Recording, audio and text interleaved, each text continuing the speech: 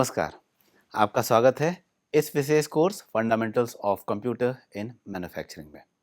इस पाठ्यक्रम के समन्वयक डॉक्टर रामकृष्ण राठौर और प्रोफेसर समझ प्रकाश सक्सेना हैं। आज के इस लेक्चर में आपका स्वागत है, जिसका विषय है 3D प्रिंटिंग के लिए फ्रीकैड का उपयोग। ये लेक्चर नंबर 40 है और इस कोर्स का अंतिम लेक्चर है। मेरा नाम डॉक्टर रामकृष्ण राठौर है। मैं Rungta college of engineering and technology CSVTU Bhilai में डीन रिसर्च एवं डेवलपमेंट और एसोसिएट प्रोफेसर के रूप में कार्यरत हूँ। इस लेक्चर में हम सीखेंगे कि फ्रीकैड का उपयोग करके 3D प्रिंटिंग के लिए मॉडल कैसे तैयार करें। यह लेक्चर उन छात्रों के लिए है जो मैन्युफैक्चरिंग और 3D प्रिंटिंग में रुचि रखते हैं और फ्रीकैड का बुनियादी ज्ञान पहले से ही रखते हैं, जैसा कि हमने अपने पिछले लेक्चर्स में समझा था। सबसे पहले हम 3D प्रिंटिंग के लिए मॉडलिंग की आवश्यकताओं को समझेंगे, जिसमें सही डायमेंशंस और स्ट्रक्चर्स का महत्व शामिल है। इसके बाद हम फ्रीकैड में स्केचिंग और एक्सट्रूडिंग के माध्यम से 2D स्केच को 3D मॉडल में बदलना सीखेंगे। उसके अलावा उसमें तैयार किए गए मॉडल को हम 3D प्रिंटिंग के लिए ऑप्टिमाइज करने पर ध्यान देंगे, जिसमें STL फाइलों का एक्सपोर्ट, उनके एरर्स की जांच शामिल होगी। STL फाइलों को चेक और रिपेयर करने के बाद हम स्लाइसिंग सॉफ्टवेयर के उपयोग के बारे में जानेंगे, जो 3D प्रिंटिंग के लिए आवश्यक है। अंत में हम 3D प्रिंटिंग प्रक्रिया और उससे संबंधित कॉमन इश्यूज को ट्रबल शूट करने की तकनीकें सीखेंगे। इस लेक्चर का मुख्य उद्देश्य छात्रों को फ्रीकैड का उपयोग करके 3D प्रिंटिंग के लिए रेडी टू प्रिंट मॉडल तैयार करने में सक्षम बनाना है। आइए अब हम समझते हैं कि इस लेक्चर का उद्देश्य क्या है। इस लेक्चर से आप सीखेंगे मॉडल तैयार करना। इस सेशन में हम सीखेंगे कि फ्रीकैड का उपयोग करके 3D प्रिंटिंग के लिए मॉडल कैसे तैयार करें। फ्रीकैड एक ओपन सोर्स कैड सॉफ्टवेयर है जो 3D मॉडलिंग के लिए अत्यधिक उपयोगी है। इसमें हम स्टेप बाय स्टेप मॉडलिंग की प्रक्रिया को समझेंगे, जिससे आप कॉम्प्लेक्स शेप और डिज़ाइंस को आसानी से तैयार कर सकेंगे। इसके अलावा मॉडलिंग की प्रक्रिया के दौरान कुछ महत्वपूर्ण तकनीकी विशेषताओं को समझना आवश्यक है। इसमें हम डायमेंशंस, कंस्ट्रेंट्स और मटेरियल प्रॉपर्टीज जैसे फैक्टर्स पर भी ध्यान देंगे। इन तकनीकी विशेषताओं को सही तरीके से लागू करने से आपके मॉडल की प्रिंटिंग में एक्यूरेसी और प्रिसिजन आएगी। यही नहीं, तीसरा है STL फाइलें, जहां पर STL स्टीरियो लिथोग्राफी फाइलें 3D प्रिंटिंग के लिए स्टैंडर्ड फाइल फॉर्मेट हैं। इस लेक्चर में आप सीखेंगे कि फ्रीकैड से STL की फाइलें कैसे एक्सपोर्ट कर सकते हैं। हम यह भी देखेंगे कि STL फाइलें कैसे प्रिंटिंग के लिए तैयार की जाती हैं और इन्हें एक्सपोर्ट करते समय किन बातों का ध्यान रखना चाहिए। इसके अलावा मॉडल की जांच, जहां 3D प्रिंटिंग के लिए मॉडल की जांच और सुधार करना अत्यंत महत्वपूर्ण है। हम फ्रीकैड और अन्य टूल्स का उपयोग करके मॉडल्स में एरर की पहचान करेंगे और उन्हें ठीक करने के तरीके जानेंगे, जिससे फाइनल प्रिंट फ्लॉलेस हो। ठीक है, आइए अब हम समझते हैं सबसे पहले कि 3D प्रिंटिंग की आवश्यकताएं क्या हो सकती हैं। 3D प्रिंटिंग के लिए एक सही मॉडल का होना बहुत ही आवश्यक है। यह सुनिश्चित करता है कि 3D प्रिंटिंग के दौरान कोई समस्या ना आए और अंतिम उत्पाद सटीक और मजबूत हो। एक अच्छा मॉडल प्रिंटिंग की गुणवत्ता को सीधे प्रभावित करता है। इसलिए डिज़ाइन करते समय आपको यह सुनिश्चित करना जरूरी है कि मॉडल की जटिलता और सटीकता उचित हो, और मॉडल की जटिलता एक महत्वपूर्ण पैरामीटर है जिसके ध्यान में आपको रखना चाहिए, और यह जटिल डिज़ाइन प्रिंटिंग प्रक्रिया को कठिन बना सकते हैं। और कभी-कभी यह संभव है कि कुछ जटिल भागों को सही ढंग से प्रिंट करना मुश्किल भी हो जाता है। इसलिए डिज़ाइन करते समय आपको यह ध्यान रखना चाहिए कि मॉडल में कॉम्प्लेक्स प्रिंटिंग की सीमाओं के भीतर ही वो मॉडल क्रिएटेड हो। इसके अलावा डिज़ाइन की विशेषताओं जैसे कि वॉल थिकनेस, ओवरहैंग और सपोर्ट स्ट्रक्चर्स को सही तरीके से मैनेज करना चाहिए। ये विशेषताएं यह सुनिश्चित करती हैं कि मॉडल प्रिंटिंग के दौरान स्थिर और समर्थ हो। सही मॉडलिंग और डिज़ाइन रणनीतियों के माध्यम से हम एक ऐसा मॉडल बना सकते हैं जो 3D प्रिंटिंग के लिए आदर्श हो और उच्च गुणवत्ता का उत्पाद प्रदान कर सके। इसके अलावा अब आइए हम समझते हैं कि 3D प्रिंटिंग के लिए मॉडल डिज़ाइन पर कुछ विचार करें। ठीक है, यहाँ पर 3D प्रिंटिंग में सफल प्रिंट के लिए मॉडल डिज़ाइन पर ध्यान देना अत्यंत आवश्यक है। सही डिज़ाइन से न केवल प्रिंट की गुणवत्ता बेहतर होती है, बल्कि प्रोडक्ट की जो सामग्री है और उसमें समय की बचत भी की जा सकती है। यहाँ पर वॉल थिकनेस, जहाँ पर मॉडल की दीवारें पर्याप्त मोटी होनी चाहिए ताकि प्रिंटिंग के दौरान वे कमज़ोर न हो। दीवार की मोटाई मीन्स वॉल थिकनेस सही न होने पर प्रिंट में दरारें या टूट फूट हो सकती है, जिससे अंतिम प्रोडक्ट की मजबूती प्रभावित होती है। सहायक संरचनाएं, यहाँ पर जटिल डिज़ाइनों में विशेष रूप से ओवरहैंग और ब्रिज वाले हिस्सों के लिए सहायक संरचनाओं की आवश्यकता होती है। यह संरचनाएं प्रिंटिंग के दौरान मॉडल को सपोर्ट देती हैं, जिससे प्रिंट सही आकार में तैयार हो सके। इसके अलावा ओवरहैंग और ब्रिज को प्रिंट करने के लिए सहायक संरचनाओं या सपोर्ट स्ट्रक्चर्स का उपयोग किया जाता है।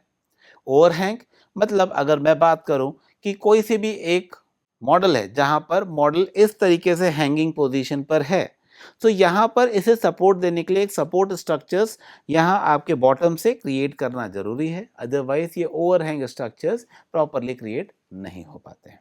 सो ओवरहैंग और ब्रिज को प्रिंट करने के लिए सपोर्ट स्ट्रक्चर्स का उपयोग किया जाता है। सही ढंग से डिज़ाइन किए गए ओवरहैंग और ब्रिज प्रिंटिंग के दौरान बिना किसी विकृति के सही रूप में तैयार हो सकते हैं। इसके अलावा जो खोखले खंड होते हैं या फिर जो मॉडल्स होते हैं जो कि खोखला बनाने से न केवल उनमें भार की कमी आती है, बल्कि प्रिंटिंग के समय की खपत भी होती है। यह डिज़ाइन विकल्प बड़े आकार के मॉडल्स के लिए विशेष रूप से लाभकारी हो सकता है। सो अब आइए हम समझते हैं कि फ्री कैड में यह जो रैपिड प्रोटोटाइपिंग है या 3D प्रिंटिंग के लिए हम किस तरीके से मॉडल्स को डेवलप कर सकते हैं और उन्हें कैसे एक्सपोर्ट कर सकते हैं। सो फ्री कैड में स्केचिंग 3D मॉडलिंग की पहली और सबसे महत्वपूर्ण प्रक्रिया है। एक सटीक स्केच के बिना कोई भी मॉडल सही रूप में तैयार नहीं हो सकता। स्केचिंग के दौरान आवश्यक डायमेंशंस और कंस्ट्रेंट्स का उपयोग करना अत्यंत महत्वपूर्ण होता है, क्योंकि ये आपके मॉडल को एक सटीक और मजबूत आधार प्रदान करते हैं। डायमेंशंस सेट करना स्केचिंग की प्रक्रिया का एक महत्वपूर्ण हिस्सा है। डायमेंशन के द्वारा आप अपने स्केच के विभिन्न तत्वों की लंबाई, चौड़ाई और ऊंचाई को सटीक रूप से परिभाषित करते हैं। यह सुनिश्चित करता है कि आपका मॉडल डिज़ाइन किए गए आकार और अनुपात में सही तरीके से तैयार हो। यहाँ पर जो कंस्ट्रेंट्स हैं, कंस्ट्रेंट का उपयोग करके आप स्केच के विभिन्न हिस्सों के बीच रिलेशंस या संबंधों को स्थापित कर सकते हैं। उदाहरण के लिए दो लाइनों के बीच का कोण, उनकी लंबाई या उनके बीच का परस्पर संबंध तय करना, ये सब कंस्ट्रेंट्स में आता है। कंस्ट्रेंट्स आपके स्केच को स्थिर और सटीक बनाते हैं ताकि किसी भी परिवर्तन के दौरान उनका जो मूल रूप होता है वो प्रभावित ना हो।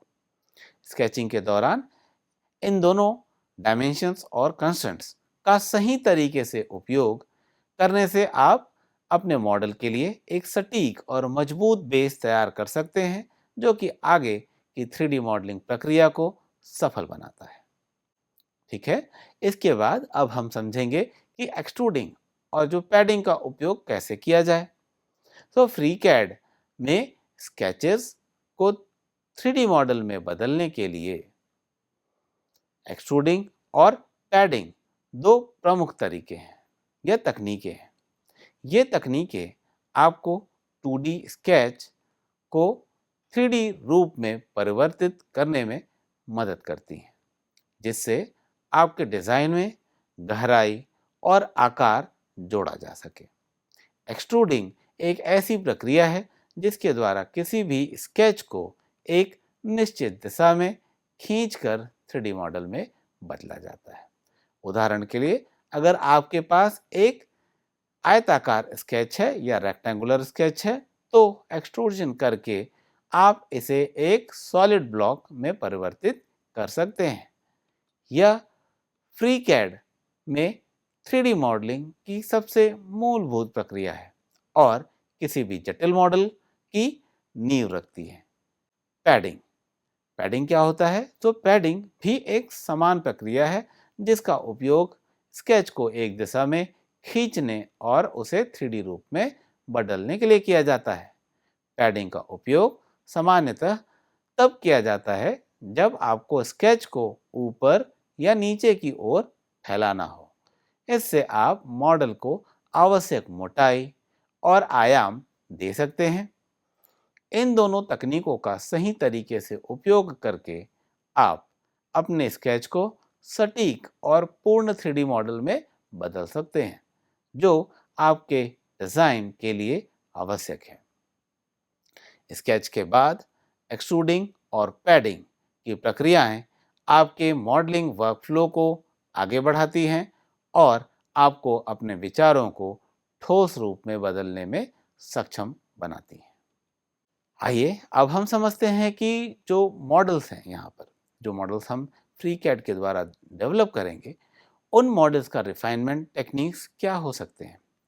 प्रिंटिंग, जो मॉडल प्रिंटिंग के लिए तैयार करने में रिफाइनमेंट टेक्निक्स का बहुत ही महत्वपूर्ण योगदान होता है।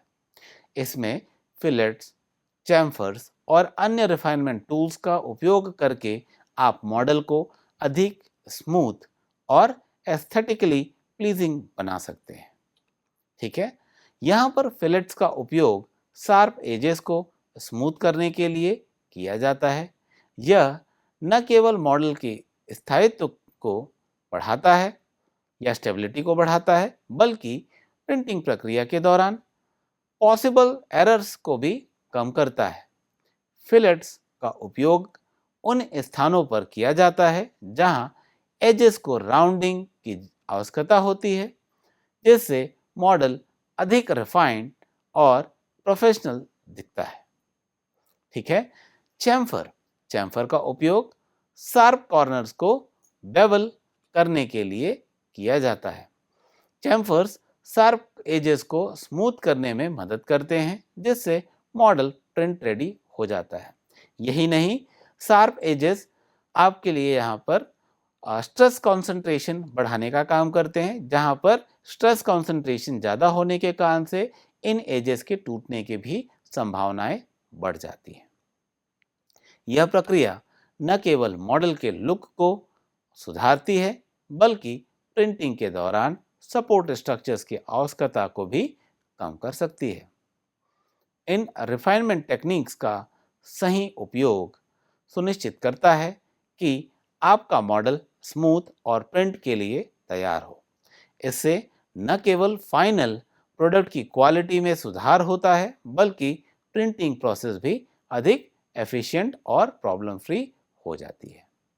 इसके लिए मॉडलिंग के बाद फिलेट्स और चैम्फर जैसी टेक्निक्स का उपयोग करना महत्वपूर्ण है, ताकि आपका 3D मॉडल हर तरह से परफेक्ट हो सके। इसके बाद अब हम समझेंगे कि मॉडल को कैसे परिष्कृत करना है। मॉडल को परिष्कृत करना या रिफाइन करना, ठीक है, मॉडल को रिफाइन करना 3D प्रिंटिंग के लिए एक महत्वपूर्ण चरण है। इस प्रक्रिया में मॉडल के डिज़ाइन में आवश्यक सुधार और फिनिशिंग शामिल होते हैं, जो प्रिंटिंग की गुणवत्ता को बढ़ाने और अंतिम उत्पाद को बेहतर बनाने में सहायक होते हैं। आइए अब हम इसके डिटेल्स को समझते हैं। आपके मॉडल में बारीकी से डिटेल्स जोड़ना काफ़ी आवश्यक है। इसमें नट्स, बोल्ट्स, ग्रूव्स और अन्य इंट्रिकेट डिटेल्स शामिल हो सकते हैं। ये छोटे तत्व न केवल मॉडल की कार्यक्षमता को बढ़ाते हैं बल्कि इसे यथार्थवादी भी और प्रोफेशनल भी बनाते हैं। इसके अलावा फिनिश, जहां पर मॉडल के लिए सतह का फिनिश चुनना भी महत्वपूर्ण है। आप तय कर सकते हैं कि सतह चिकनी या स्मूथ होनी चाहिए या खुरदरी या रफ होनी चाहिए, जो आपके डिज़ाइन की आवश्यकता और प्रिंटिंग के उद्देश्यों पर निर्भर करता है। इसके अलावा बैलेंस या संतुलन, जहां मॉडल को प्रिंट करते समय उसका वजन और आकार उपयुक्त होना चाहिए। संतुलन बनाए रखना आवश्यक है ताकि मॉडल स्थिर हो और प्रिंटिंग के दौरान किसी भी समस्या का सामना न करना पड़े। इसके अलावा एडिटिंग या संपादन, जहां मॉडल को अंतिम रूप देने से पहले उसमें आवश्यक परिवर्तन करना चाहिए। इसमें आकारों का समायोजन, डिज़ाइन त्रुटियों को ठीक करना और सुधारात्मक कार्य शामिल होते हैं।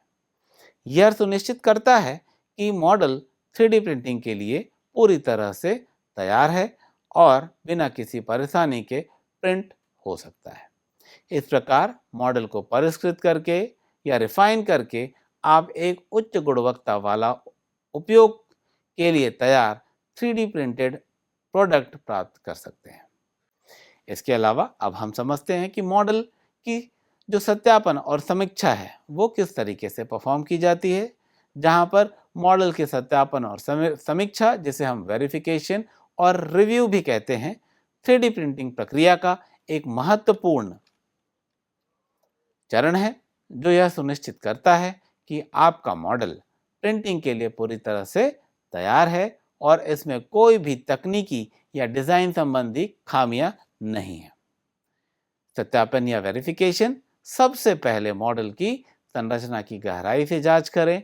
यह सुनिश्चित कर लें कि मॉडल में कोई त्रुटि या एरर्स, छेद या होल या ओवरलैप्स नहीं है। त्रुटियां मॉडल की संरचना को कमजोर कर सकती हैं और प्रिंटिंग के दौरान समस्याएं उत्पन्न कर सकती हैं।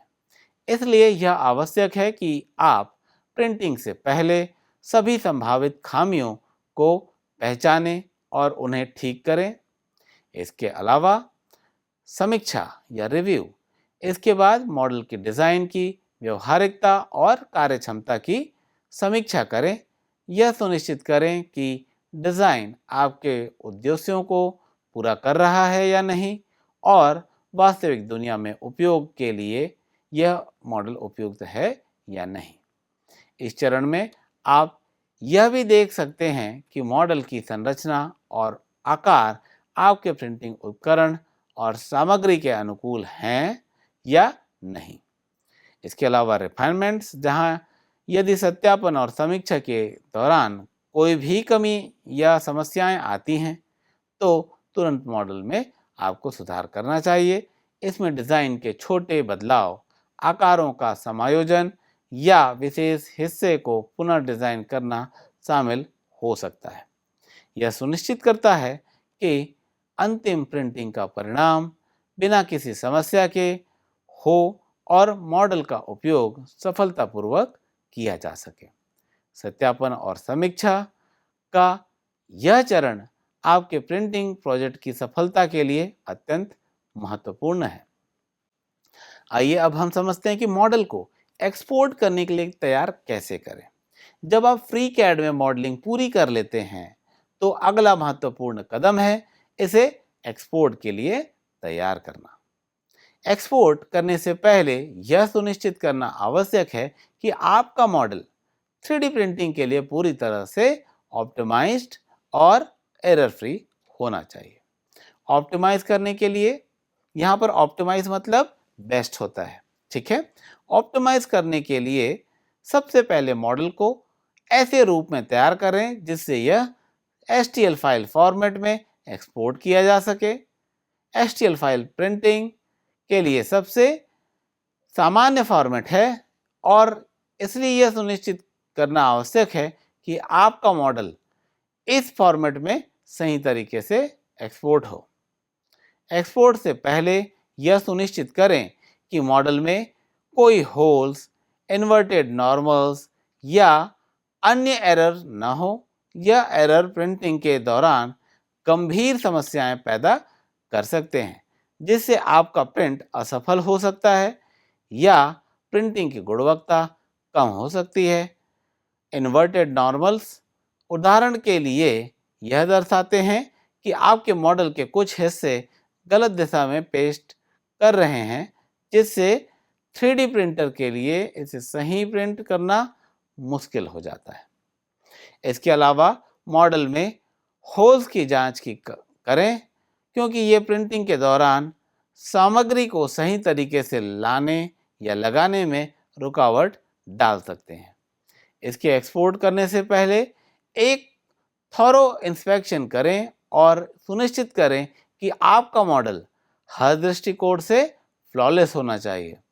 यह सुनिश्चित करने के बाद कि सब कुछ सही है, आप STL फाइल को कॉन्फिडेंटली एक्सपोर्ट कर सकते हैं और 3D प्रिंटिंग के अगले चरण की ओर बढ़ सकते हैं। आइए अगला चरण भी समझते हैं कि मॉडल को STL फाइल फॉर्मेट में निर्यात करना या एक्सपोर्ट करना। STL फाइल फॉर्मेट होता क्या है, सबसे पहले हम ये समझते हैं। STL का अर्थ होता है स्टीरियो लिथोग्राफी। ठीक है, STL मीन्स स्टीरियो लिथोग्राफी। फाइलें 3D प्रिंटिंग के लिए सबसे सामान्य फाइल फॉर्मेट है। यह फाइल 3D मॉडल की ज्यामिति को या ज्योमेट्री को प्रॉपरली ट्रांसलेशन के आधार पर वर्णित करती है, जो प्रिंटिंग प्रक्रिया के लिए आवश्यक डेटा प्रदान करती है। निर्यात, यहाँ पर FreeCAD का उपयोग करके STL फाइल में निर्यात करना एक सीधा और आसान प्रक्रिया है। अपने मॉडल को तैयार करने के बाद फाइल मेन्यू पर जाएं और एक्सपोर्ट विकल्प को चुनें। फिर फाइल के रूप में STL चुनें और निर्यात या एक्सपोर्ट करने की प्रक्रिया को पूरा करने के लिए आवश्यक जो उसमें निर्देश दिए जाएं उनका पालन करें। इसके अलावा उसके रेजोल्यूशन, STL फाइल के लिए रेजोल्यूशन का चयन महत्वपूर्ण होता है, क्योंकि यह 3D प्रिंट की गुणवत्ता को प्रभावित करता है। उच्च रेजोल्यूशन से अधिक सटीकता और बेहतर विवरण प्राप्त होता है, लेकिन यह फाइल का आकार बढ़ा सकता है और दूसरे और कम रेजोल्यूशन से फाइल का आकार छोटा होता है, लेकिन विवरण की गुणवत्ता में कमी आ सकती है। इसलिए प्रिंट की आवश्यकताओं के अनुसार उपयुक्त रेजोल्यूशन का चयन करना चाहिए। अब आइए हम समझते हैं कि STL फाइल को 3D प्रिंटर के लिए कैसे तैयार करें। सॉफ्टवेयर में STL फाइल को 3D प्रिंटर के लिए तैयार करने के लिए सबसे पहले स्लाइसिंग सॉफ्टवेयर का उपयोग करें। यह सॉफ्टवेयर STL फाइल को प्रिंटर या 3D प्रिंटर के लिए के समझने योग्य फॉर्मेट में कन्वर्ट करता है, जैसे कि आप क्यूरा या यहाँ पर प्रोसा स्लाइसर या मैटर कंट्रोल जैसे सॉफ्टवेयर्स का उपयोग कर सकते हैं। इनके द्वारा आप स्लाइसिंग, जो मॉडल की स्लाइसिंग होती है, आप वो परफॉर्म कर सकते हैं। इसके बाद आते हैं सेटिंग्स। स्लाइसिंग सॉफ्टवेयर्स में विभिन्न सेटिंग्स को समायोजित करें, जिससे कि लेयर की मोटाई या लेयर हाइट, इनफिल डेंसिटी और सपोर्ट संरचना या सपोर्ट स्ट्रक्चर्स। ठीक है, इसके अलावा लेयर की मोटाई प्रिंट के रेजोल्यूशन को निर्धारित करती है, जबकि इनफिल डेंसिटी वस्तु की मजबूती को प्रभावित करती है। सपोर्ट संरचनाएं उन भागों या पार्ट्स के लिए उपयोगी है जो हवा में लटके होते हैं। ठीक है, इसके अलावा पूर्वावलोकन। प्रिंटिंग प्रक्रिया शुरू करने से पहले सॉफ्टवेयर में प्रिंटिंग का पूर्वावलोकन या प्रीव्यू कर लें। यह आपको प्रिंट के संभावित परिणाम को देखने में मदद प्रदान करेगा और किसी भी आवश्यक समायोजन को करने की सुविधा देगा। सुनिश्चित करें कि सभी सेटिंग्स सही हैं और फिर प्रिंटिंग प्रक्रिया शुरू करें। इसके पश्चात हम समझेंगे कि STL फाइलें 3D प्रिंटर में किस तरीके से इंपोर्ट की जा सकती हैं। ठीक है, अब आपने उसको कन्वर्ट कर लिया STL फाइल फॉर्मेट में। अब हम समझेंगे कि 3D प्रिंटर में कैसे इंपोर्ट करना चाहिए। सो 3D प्रिंटर में STL या स्टेरियोलिथोग्राफी फाइलें महत्वपूर्ण भूमिका निभाती हैं। यही फाइलें होती हैं जो कि 3D मॉडल की ज्योमेट्री की जो इन्फॉर्मेशन है उनको संग्रहित करती है। और आज हम सीखेंगे कि STL फाइलें कैसे 3D प्रिंटर में इंपोर्ट की जाती हैं। तो सबसे पहले STL फाइल की पहचान। STL फाइलें .stl एक्सटेंशन के साथ होती हैं। यह फाइलें दो प्रकार की होती हैं, आइदर ASCII हो सकती हैं और या फिर बाइनरी हो सकती हैं। ASCII फाइलें पढ़ने में आसान होती हैं जबकि बाइनरी फाइलें छोटी होती हैं।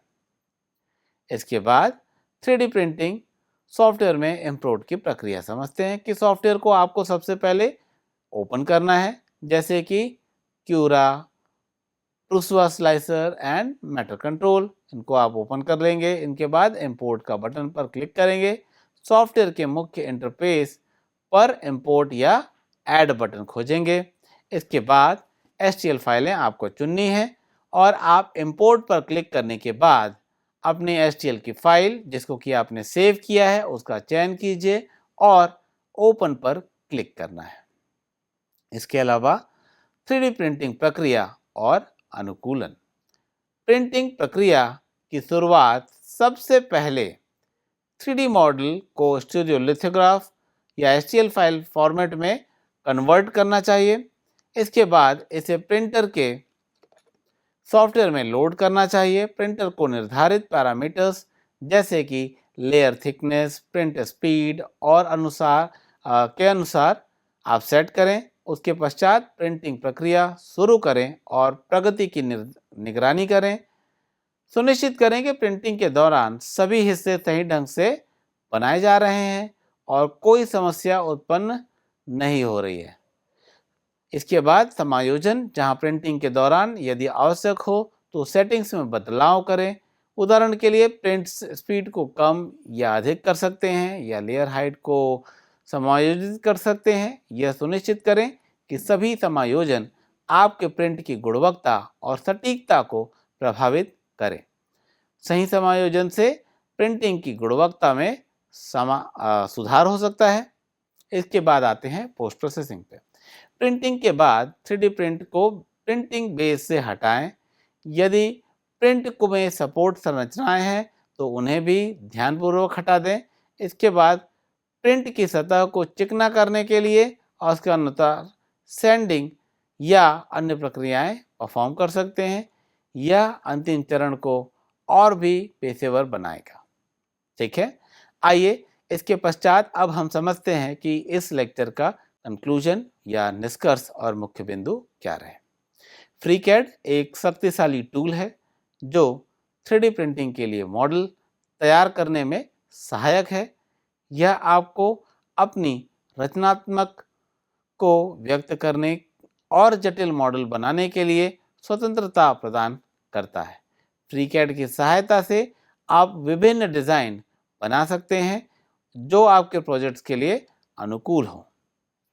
STL फाइलें 3D प्रिंटिंग के लिए एक मानक प्रारूप होते हैं। फ्रीकैड में आप अपने डिज़ाइन को STL फाइलों के रूप में निर्यात कर सकते हैं। यह प्रक्रिया आपके मॉडल को 3D प्रिंटर के लिए तैयार करके देती है जिससे प्रिंटिंग की गुणवत्ता और सटीकता सुनिश्चित हो सके। इस लेक्चर में आपने 3D प्रिंटिंग के लिए 3D मॉडल प्रिंट करने का तैयार करने की आवश्यक बातों को सीखा है। अब आप फ्रीकैड का उपयोग करके अपने स्वयं के 3D मॉडल को बना सकते हैं और उन्हें 3D प्रिंटर पर प्रिंट करने के लिए तैयार भी कर सकते हैं। इस प्रकार आप डिज़ाइन प्रक्रिया को बेहतर ढंग से समझ सकेंगे और अपने प्रोजेक्ट्स को वास्तविकता में बदल सकते हैं। इसके पश्चात आइए छात्रों, अब क्योंकि यह हमारे इस कोर्स का आखिरी लेक्चर है, अब हम इस कोर्स को कंक्लूड करते हैं। प्रिय छात्रों, आज हम इस कोर्स के समापन पर पहुंच रहे हैं। इस पाठ्यक्रम में हमने मैन्युफैक्चरिंग में कंप्यूटर्स से लेकर रैपिड प्रोटोटाइपिंग तक विभिन्न विषयों को समझा है। हमने पहले सप्ताह में introduction to computers in manufacturing, fundamentals of computer in design and manufacturing और impact of CAD CAM on product life cycle जैसे महत्वपूर्ण विषयों पर शुरुआत की। इसके बाद हमने कैड का अवलोकन किया और ज्योमेट्रिक मॉडलिंग की आवश्यक बातों और विधियों पर चर्चाएं की। उसके पश्चात दूसरे सप्ताह में हमने फ्री कैड के 3D कैड में उपयोग होने वाले और पैरामेट्रिक डिज़ाइन के तकनीकों की व्याख्या भी की। इसके पश्चात हमने कैम या कंप्यूटर एडेड मैन्युफैक्चरिंग के परिचय, एनसी सिस्टम के फंडामेंटल्स और कंपोनेंट्स और कंप्यूटर न्यूमेरिकल कंट्रोल तथा डायरेक्ट न्यूमेरिकल कंट्रोल के विषयों को विस्तार से समझा। चौथे सप्ताह में हमने CNC control system, feedback system और डिजिटल एनालॉग कन्वर्टर्स पर ध्यान केंद्रित किया। इसके बाद एक्चुएटर्स, सर्वो मोटर्स और स्टेपर मोटर्स की भूमिका पर भी चर्चाएं की। पांचवें सप्ताह में एनसी पार्ट प्रोग्रामिंग और जीएनएम कोड को समझने के साथ साथ मैनुअल पार्ट प्रोग्रामिंग और कंप्यूटर असिस्टेड पार्ट प्रोग्रामिंग के विभिन्न पहलुओं को जानने का प्रयास भी किया। आखिरी के सप्ताहों में एनसी व्यूअर के विभिन्न कार्यों के लिए कैम का उपयोग और रैपिड प्रोटोटाइपिंग की तकनीकें जैसे सेलेक्टिव लेजर सिंटरिंग, स्टीरियोलिथोग्राफी और फोर्स्ड डिपोजिशन मॉडलिंग या एफडीएम पर ध्यान केंद्रित किया। हमने फ्री कैड का उपयोग करके 3D प्रिंटिंग के लिए आवश्यक प्रक्रियाओं और तकनीकों का सारांश भी प्रस्तुत किया। आप सभी की मेहनत और समर्पण के लिए आप सभी का धन्यवाद। आशा है कि आपने इस कोर्स से बहुत कुछ सीखा होगा और भविष्य में इसका आप लाभ उठा पाएंगे। इसी शुभकामनाओं के साथ हम यह कोर्स समाप्त करते हैं। आपका धन्यवाद। Happy learning.